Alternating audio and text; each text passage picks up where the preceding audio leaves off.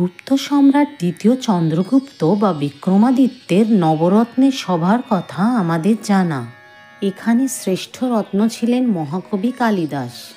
ঋক বৈদিক যুগ থেকেই সরস্বতী পুজোর প্রচলন শুরু হলেও দেবী সরস্বতীর পৌরাণিক আখ্যান মূলত কালিদাসের সঙ্গেই সম্পর্কযুক্ত।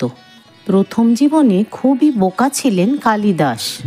বিভিন্ন কাহিনী অনুযায়ী তিনি থাকতেন উজ্জয়িনীতে শিপ্রা নদীর তীরে। কথিত আছে উজ্জয়িনীর রাজকন্যার কাছে তর্কে পরাস্ত হয়ে তাকে জব্দ করতে চাইছিলেন পরাজিত পণ্ডিতদের দল। পণ্ডিতরা ভাবলেন যেভাবেই হোক রাজকন্যার সাথে একজন বোকার বিয়ে দিতে হবে, এতেই জব্দ করা যাবে রাজকন্যাকে। পথে যেতে যেতে এক জায়গায় পণ্ডিতরা দেখলেন একজন লোক একটি গাছের ডালের ডগায় বসে তার গোড়ার দিকটা কুড়ুল দিয়ে কাটছে, কিন্তু কাটার পর ডালটা যে তাকে নিয়েই মাটিতে পড়বে সেটুকুনি বোঝার ক্ষমতা তার নেই। ইনি হলেন কালিদাস। এরপর ছলচাতুরি করে রাজকন্যার সাথে কালিদাসের বিয়ে দেওয়া হলো। চরম প্রতিশোধ নিলেন পণ্ডিতরা। এবার রাজকন্যা বুঝে গেল দেশের পণ্ডিতরা প্রতিশোধ নেওয়ার জন্য তার সাথে এক বোকার বিয়ে দিয়েছে। কথিত আছে মূর্খ জানতে পেরে রাজকন্যা কালিদাসকে বিয়ের রাতেই চরম অপমান করে। কালিদাস স্ত্রীর কাছ থেকে বিদায় নিলেন। মনের জ্বালায় তার শুরু হলো অনিশ্চিত পথ চলা। ঠিক করলেন এখানকার জলে ডুবেই প্রাণ বিসর্জন দেবেন। চলতে চলতে কালিদাস একটি সরোবরের কাছে এসে বিশ্রাম নিলেন, কিন্তু তার আগেই অবাক হয়ে কালিদাস দেখলেন সরোবরের ঘাটের পাথরের ওপর গর্ত। মেয়েরা জল নিতে এসে ওই পাথরের ওপর কলসি রাখে, আর তাতেই ক্ষয় হয়ে গেছে ওই কঠিন পাথর। দেখে কালিদাস ভাবলেন শক্ত পাথর যদি ক্ষয় হতে পারে তবে তার বুদ্ধি হবে না কেন? ওখানেই শুরু হলো কালিদাসের সরস্বতী তপস্যা। তপস্যায় সন্তুষ্ট হয়ে দেবী সরস্বতী কালিদাসকে দেখা দিয়ে শ্রেষ্ঠ কবি হবার বর দিলেন। বর পেয়ে সরস্বতীর বরপুত্র মুখে মুখেই রচনা করে ফেললেন সরস্বতী বন্দনা। অনেকেই বলেন তার সাধনস্থল বীরভূম জেলার নানুরের সরস্বতীতলা।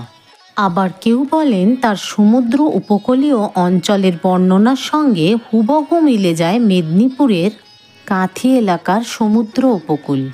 বলা যেতে পারে তাই তিনি মেদিনীপুরের কাঁথির লোক। আরেকটি মতবাদ প্রচলিত আছে বীরভূম জেলার নানুরের কাছে বেলুটি গ্রামে মহাকবি কালিদাসের আবির্ভাব ও সরস্বতী সাধনার সিদ্ধিলাভ ঘটে। এখানে আজও রয়েছে কালিদাসের স্মৃতি বিজড়িত সরস্বতী তলা। এইভাবেই দেবী সরস্বতীর পূজা শুরু হয় বলে মনে করা হয়। অন্য মত অনুসারে বলা যেতে পারে, কথিত আছে প্রজাপতি ব্রহ্মা নাকি একবার গভীর ভাবনায় পড়ে যান। মর্তে সব দেবতার তীর্থ আছে ব্রহ্মা বাদে। এখন মর্তের কোথায় ব্রহ্মা তীর্থ গড়ে তোলা যায়? সেই সমস্যার সমাধান করতে গিয়ে ব্রহ্মা সর্বরত্নময়ী শিলা ছুঁড়ে দিলেন পৃথিবীর বুকে। সেই শিলা গিয়ে পড়ল চমৎকারপুর বলে একটা জায়গায়। সেখানেই প্রজাপতি ব্রহ্মা তীর্থ গড়বেন বলে মনস্থির করলেন। তীর্থস্থানে পবিত্র নদী থাকা আবশ্যিক, কারণ 3 বেলা নদীর পবিত্র জল পূজা অর্চনায় কাজে লাগবে। তারপর ডাক পড়ল দেবী সরস্বতীর, কারণ গতিশীল জ্ঞানের জন্য সরস্বতী নদী রূপে কল্পিত। হিমালয়ের সিমুর পর্বতে তার উৎপত্তি। সেখান থেকে হরিয়ানার আম্বালা জেলার সমতল ভূমিতে নদী রূপে অবতরণ করেন তিনি। গঙ্গার অভিশাপে 5000 বছরের জন্য মর্তে নদী হিসেবে বাস করতে বাধ্য হন সরস্বতী। ব্রহ্মার আহ্বানে পাতাল লোক থেকে উঠে এলেন দেবী, কিন্তু মর্তে নদী রূপে তিনি বিরাজ করতে পারবেন না। লোকজনের স্পর্শে ভয় পান বলেই তিনি পাতালে অবস্থান করেন। সেই সমস্যার সমাধান বার করলেন ব্রহ্মা। চমৎকারপুরে পাতাল লোকের সঙ্গে যুক্ত একটি হ্রদ খনন করলেন তিনি। সেখানেই দেবী সরস্বতী বিরাজ করতে লাগলেন অন্তঃসলীলা হয়ে। ভগবত পুরাণে আবার পাওয়া যায় সরস্বতীর জন্মের অন্য বৃত্তান্ত।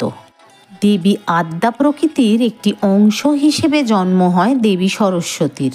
শুম্ভ নিশুম্ভ নামে দুই দৈত্য একবার মর্ত ও স্বর্গে ব্যাপক তাণ্ডব চালায়। তাদের অত্যাচারের হাত থেকে দেবলোক ও ভূলোককে রক্ষা করতে দেবী দুর্গার শরীর থেকে জন্ম হয় আরেক দেবী প্রকৃতির। তিনি কৌশিকী, তিনি সরস্বতী। আবার কথিত আছে জগতের সকল জ্ঞানের আধার শ্রীকৃষ্ণের জিহ্বা থেকে নাকি জন্ম হয় দেবী সরস্বতীর। স্বয়ং শ্রীকৃষ্ণই মাঘ মাসের শুক্লপক্ষের পূর্ণ পঞ্চমী তিথিতে বাগদেবীর আরাধনার প্রবর্তন করেন। বায়ুপুরাণ আবার জানায় অন্য তথ্য। দেবাদিদেব মহাদেব একবার পাপে পরিপূর্ণ পৃথিবীকে ধ্বংস করবেন বলে স্থির করেন। তার প্রবল তাণ্ডবে জগতের সৃষ্টি সম্পূর্ণভাবে বিনাশ হয়ে যায়। ধ্বংসের পরেই শুরু হয় নতুন করে সৃষ্টির বীজ বপনের প্রক্রিয়া। সেই সময় অনেক ভেবে সৃষ্টির দায়িত্ব পালনকারী প্রজাপতি ব্রহ্মা তার অন্তর থেকে জন্ম দেন এক দেবীর। নতুন জগতে জ্ঞান, শিল্প ও সৌন্দর্যের আলো দিয়ে ভরিয়ে তোলাই ছিল এই দেবীর কাজ। সরস্বতী দেবীর জন্ম বৃত্তান্তের মতোই বিতর্কিত তার স্বপরিচয়ও। তিনি পরে জগতে বন্দিত হন দেবী সরস্বতী রূপে। পদ্মপুরাণ মতে সরস্বতী দক্ষরাজের কন্যা, কাশ্যপ মুনির পত্নী। আবার ব্রহ্মবৈব্রত পুরাণের মতে তিনি নারায়ণের ঘরণী, যার সতীন আবার গঙ্গা। গঙ্গা তো আবার মহাদেবের উপপত্নী। তাহলে বিদ্যার দেবী মহেশ্বরের কন্যা হন কি করে? সেই প্রশ্ন কিন্তু থেকেই যায়। আসলে নানা সময় সরস্বতী স্বর্গে পেয়েছেন নানা পরিচয়। কখনো তিনি স্ত্রী, কখনো সেবাদাসী, কখনো বা মোহময়ী সুন্দরী। আবার দক্ষিণ ভারতে ময়ূর বাহন সরস্বতীর যে মূর্তি পাওয়া গেছে তার সঙ্গে কার্তিক পত্নী কৌমারীর আশ্চর্য মিল। তবে দেবী সরস্বতীর উৎপত্তি ও পরিচয় নিয়ে যাই বিতর্ক থাক, সময়ের স্মরণীবে তার এখন একটাই পরিচয়, সরস্বতী বিদ্যার দেবী। শুক্লা পঞ্চমী তিথিকে বসন্ত পঞ্চমী অথবা শ্রী পঞ্চমীও বলা হয়। পুরাণ অনুযায়ী এই তিথিতেই ব্রহ্মার মুখ থেকেই বিদ্যা বা বুদ্ধির দেবী সরস্বতীর উৎপত্তি। দেবী সরস্বতীকে 4 বেদের জননী বলা হয়। সূর্যের ভালোবাসায় মুগ্ধ হয়েছিলেন গায়ত্রী। সূর্য বন্দনার মন্ত্রেও তার উল্লেখ পাওয়া যায়। পুরাণ মতে এই গায়ত্রী ছিলেন সরস্বতীরই আরেক রূপ। উল্লেখ্য গায়ত্রীকে বেদমাতাও বলা হয়।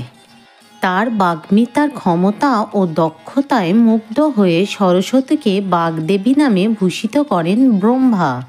পুরাণ অনুযায়ী সরস্বতীর রূপে ব্রহ্মা এতই মুগ্ধ ছিলেন যে সরস্বতী যে দিকেই থাকুন না কেন তিনি যাতে তাকে দেখতে পান এমন কামনা করে বসেছিলেন।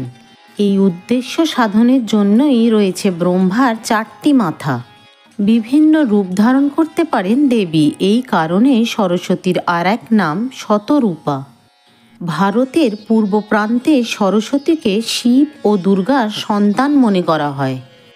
বৌদ্ধ ধর্মেও সরস্বতীর উল্লেখ পাওয়া যায়। বৌদ্ধ ধর্ম অনুযায়ী সরস্বতী ছিলেন মঞ্জুশ্রীর আর এক সঙ্গিনী। পদ্মাসনে অধিষ্ঠিত সরস্বতী, এই পদ্মকে জ্ঞানের প্রতীক হিসেবে গণ্য করা হয়। সরস্বতীর হাতে শোভা পায় বীণা। এটি শুধুমাত্র সুরের নয়, তা বুদ্ধি এবং মেধারও প্রতীক। 4000 বছর আগের ভারতবর্ষে সরস্বতী নদীর উপস্থিতি ছিল। এই নদীটিকে দেবী সরস্বতীর ধরিত্রী রূপ বলা হয়ে থাকে। কথিত আছে ক্ষত্রিয় বিনাশের পর পরশুরাম এই নদীতে স্নান করে শুদ্ধ হয়েছিলেন। ভগবত পুরাণ অনুসারে জানা যায় পরম কুষ্মন্দেরে প্রথম অংশে দেবী সরস্বতীর জন্ম। তিনি বিষ্ণুর জিহ্বাগ্র থেকে উৎপন্ন হন। দেবী সরস্বতী বাক্য, বুদ্ধি, বিদ্যা ও জ্ঞানের অধিষ্ঠাত্রী দেবী। পুরাণ অনুসারে প্রথমে ব্রহ্মা দেবী সরস্বতীকে পুজো করেন, পরে তার পুজো জগতে প্রতিষ্ঠিত হয়। জানা যায় শুক্ল বর্ণ অর্থাৎ সাদা হলো ভালো গুণের প্রতীক, স্বচ্ছতার প্রতীক, নির্মলতার প্রতীক। আবার অন্য সূত্র থেকে জানা যায় জ্ঞানময়ী সর্বশুক্লা দেবী শ্রী শ্রী সরস্বতী জ্ঞানে গুণান্বিত বলে তার গায়ের রং শুক্লবর্ণ অর্থাৎ দোষহীন, অর্থাৎ যার কোনো দোষ নেই। একদিকে দেবী সরস্বতী পবিত্রতার মূর্তি, অন্যদিকে তিনি জ্ঞান দান করেন বলে তিনি আবার জ্ঞানদায়িনীও। জ্ঞানের অধিষ্ঠাত্রী দেবী সরস্বতীর বাহন রাজহাঁস। জানা যায় হাঁস অসারকে ফেলে সার গ্রহণ করতে পারে। কাদায় মিশ্রিত স্থান থেকে তার খাদ্য খুঁজে গ্রহণ করতে পারে একমাত্র হাঁসই। দুধ ও জলের মিশ্রণ থেকে জল ফেলে শুধু দুধটুকু গ্রহণ করতে পারে হাঁস। দেবী সরস্বতীর সঙ্গে পূজিত হয়ে সবাই যেন অসার, অকল্যাণকরকে পরিহার করে নিত্য পরমাত্মাকে গ্রহণ করে এবং পারমার্থিক জ্ঞান অর্জন করতে পারে তারই শিক্ষা দেয় হাঁস। তাই দেবী হাঁস বাহনা। ঋগ্বেদে অধিকাংশ জায়গায় সরস্বতী শব্দ সিন্ধু নদ অর্থে ব্যবহার হয়েছে। দেবনদী হিসেবেও এর উল্লেখ পাওয়া যায়, অর্থাৎ যিনি সরসভাবে বহমান তিনিই সরস্বতী। প্রকারান্তরে তিনি হলেন জলের দেবী। এই সরস্বতী হলেন বৈদিক দেবী, যিনি নদীরূপা। তিনি লুকিয়ে থাকেন, তাই তিনি ফল্গু। প্রয়াগের ত্রিবেণী সঙ্গমে তাই গঙ্গা যমুনাকে দেখা গেলেও সেখানে সরস্বতীকে চোখে পড়ে না। মাঘ মাসে শুক্লপঞ্চমী তিথিতে আমরা সরস্বতী পুজো করে থাকি। মূলত স্কুল, কলেজ, বিশ্ববিদ্যালয়, বিভিন্ন শিক্ষা প্রতিষ্ঠান সহ যেসব বাড়িতে পড়ুয়া আছে তারা প্রত্যেকেই সরস্বতী পুজো করে। অনেক নাচ ও গানের স্কুলেও সরস্বতী পুজো করা হয়ে থাকে। দেবী সরস্বতীকে প্রণাম জানিয়ে আজকে শেষ করলাম এখানেই। কমেন্ট করে জানিও তোমাদের কেমন লেগেছে, আর সাবস্ক্রাইব না করে থাকলে সাবস্ক্রাইব করো, অনেক অনেক শেয়ার করো, আর একটা লাইক করতে ভুলো না কিন্তু।